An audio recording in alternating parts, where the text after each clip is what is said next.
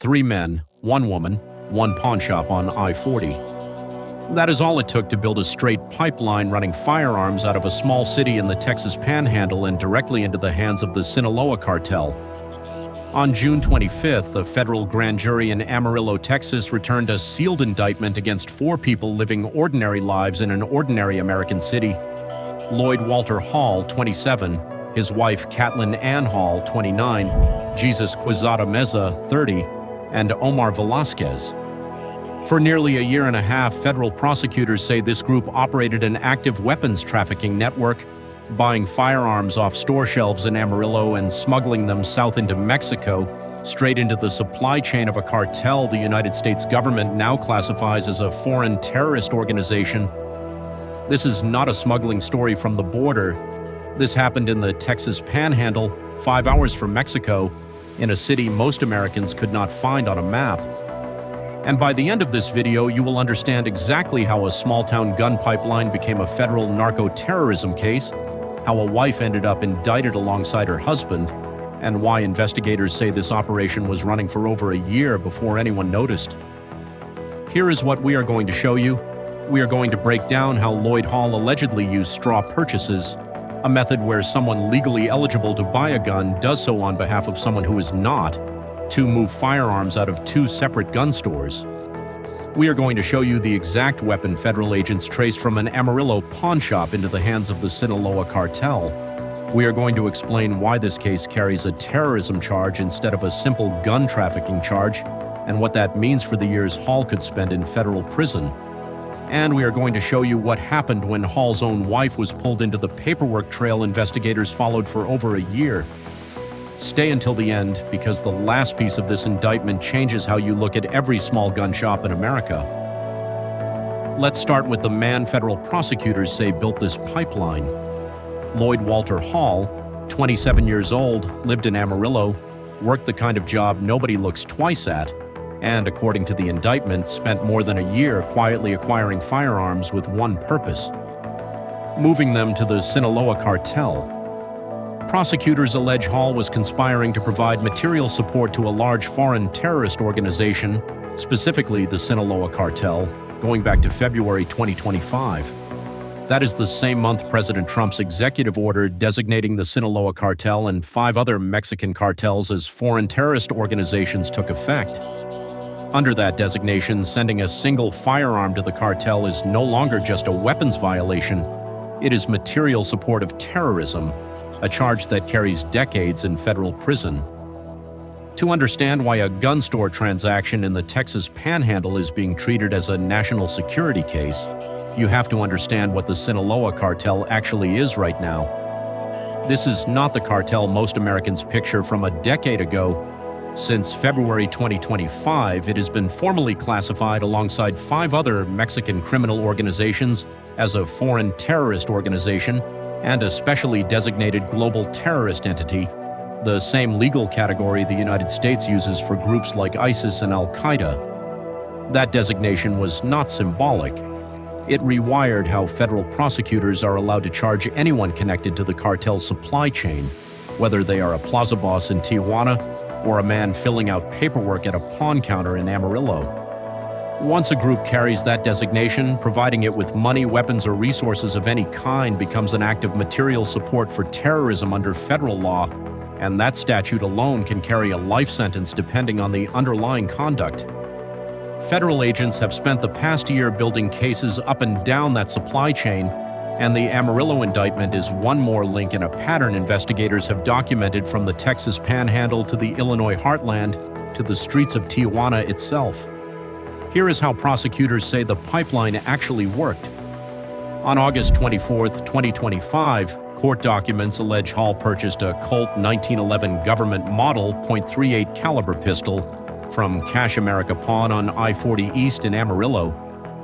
The paperwork Hall filled out at the counter said he was buying the gun for himself. Federal investigators say that was a lie.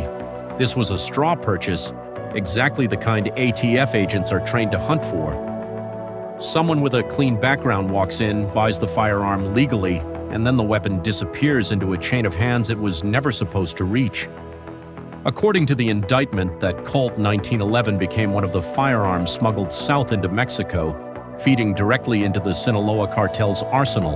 Drop a comment below if you had no idea a pawnshop purchase in Texas could end up armed a cartel enforcer in Mexico. Let me know.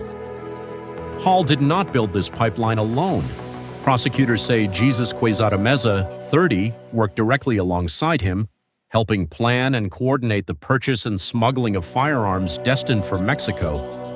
And Omar Velasquez is named in the indictment as the man who allegedly physically moved the guns across the border once Hall and Quezada Meza had acquired them.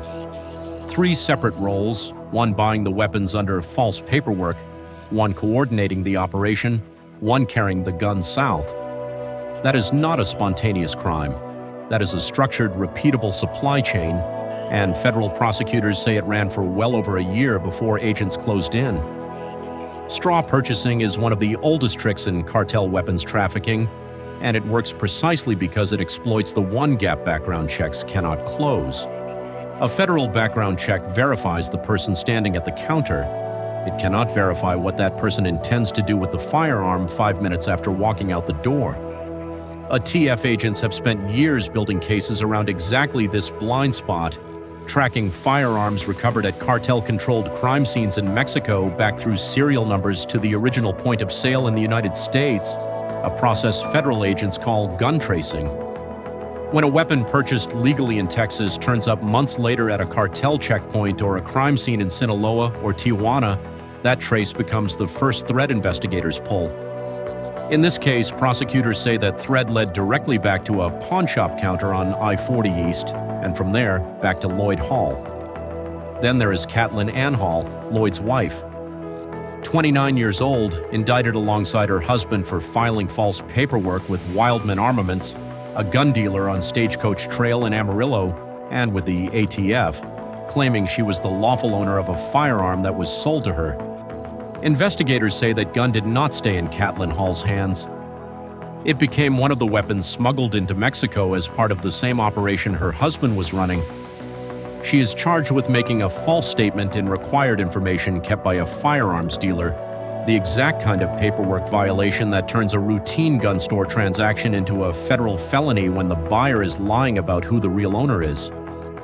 Type yes in the comments if you think straw purchase laws need to get tougher after seeing how easily this pipeline operated. Because here is the part that should concern every single American who walks into a gun store believing the background check system actually stops guns from reaching cartels. The 12-count federal indictment lays out the full scope of what investigators allege.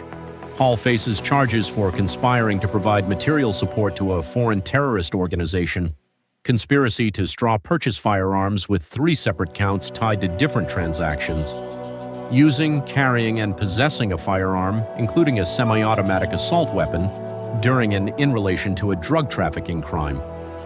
And on top of the weapons charges, prosecutors say Hall was also involved in a scheme to manufacture and distribute large quantities of fentanyl, cocaine, and heroin, all of it supplied to him directly by the cartel. This was never just about guns going south. Investigators allege the same pipeline was funneling cartel narcotics north, back into the Texas Panhandle, using the same network of contacts and the same route. This is the pattern federal agents have been tracking across the entire country since the Foreign Terrorist Organization designation took effect. Guns moving south into cartel hands, drugs moving north into American communities. 2 directions, one supply chain, and small cities like Amarillo sitting right in the middle of it because nobody expects a terrorism case to start at a pawnshop counter 5 hours from the border. Law enforcement officials have a name for this southbound flow of American firearms into cartel territory. They call it the Iron River, the steady, largely invisible movement of guns purchased legally on this side of the border and smuggled south to arm the same organizations flooding American streets with fentanyl and methamphetamine. ATF officials have testified for years that a significant share of firearms recovered at Mexican crime scenes, traced back to dealers in Texas, Arizona, and California, sold to buyers who passed a background check and then handed the weapon off within days. What makes the Amarillo case different is not the method. Straw purchasing has been documented for over a decade. What makes it different is the charge: Under the Foreign Terrorist Organization designation, this is no longer being prosecuted as a routine ATF trafficking violation. It is being prosecuted as terrorism financing, and that shift changes everything about the sentencing exposure every defendant in this case is now facing. Here is exactly how the case broke open.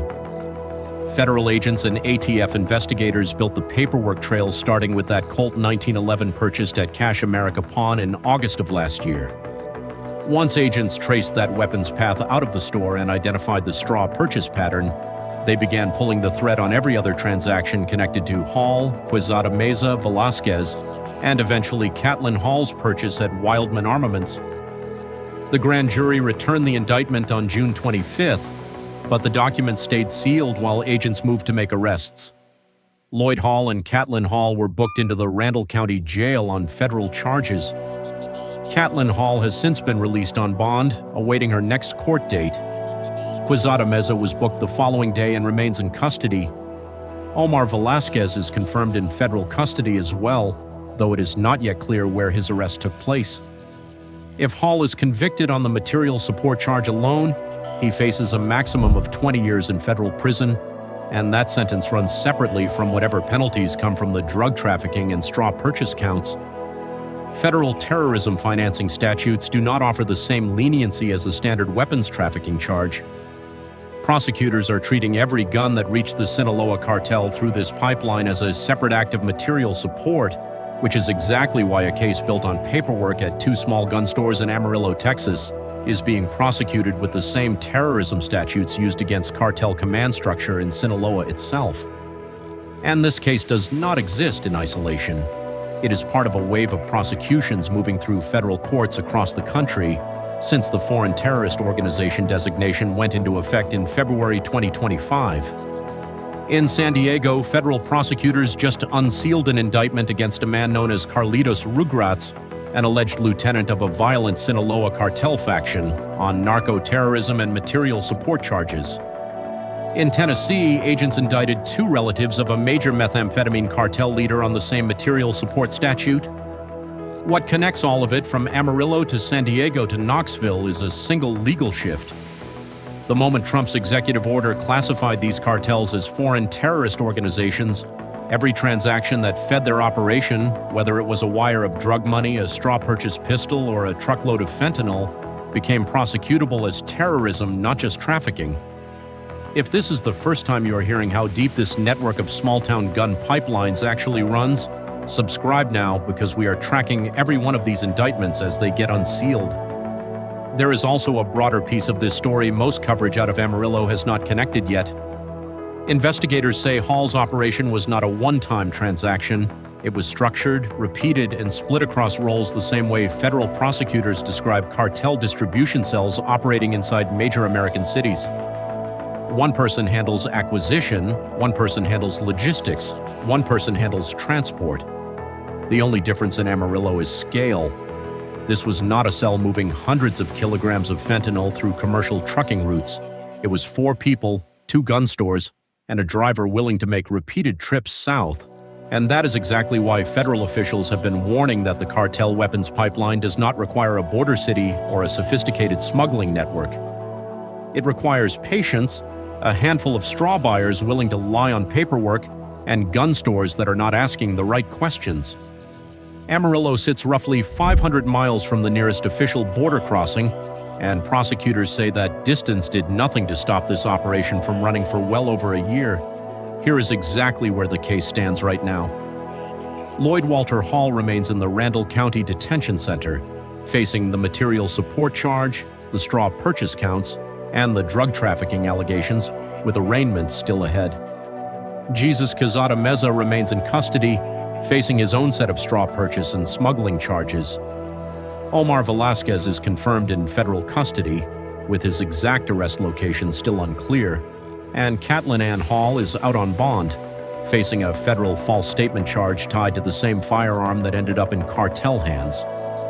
All 4 defendants are presumed innocent until proven guilty in a court of law. But the indictment itself lays out something federal investigators have been warning about for over a year.